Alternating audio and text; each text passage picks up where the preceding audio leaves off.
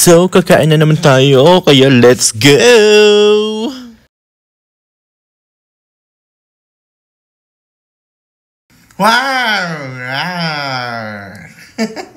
So, dito nga ako kumain sa Bangus Restaurant. Malapit lang sa Ramania and Kadiwa Supermarket. And let's go, let's eat. Marami silang menu.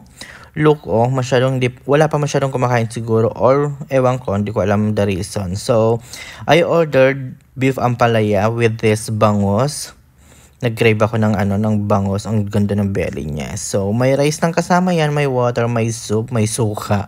So, una nating titingman is the soup. So, anyway, mura lang din naman siya, like 20 reals, 25 lang ganyan.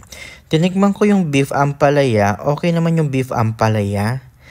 Carry yung ampalaya. Kaso yung beef, wala nang lasa yung beef mismo. Nasabaw na yata. Ewan ko kung pang ilang araw na.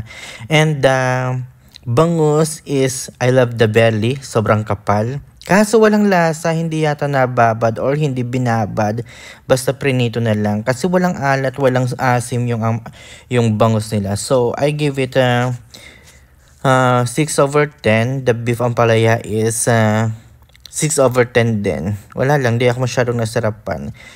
Inubos ko na lang just to make my stomach full. Kasi nga, once a day lang tayo kumain, nakakatamad lumabas sa hotel. Kumakain ako sa labas kasi walang kitchen dito sa hotel.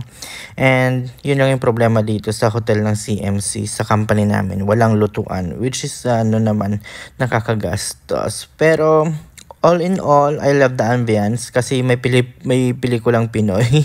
Natutuwa ako sa pelikulang Pinoy. And hello kay Kuyang sumilip pa dito sa aking video. Akala niya nagbibideo lang ako, hindi niya alam nag-vlog ako.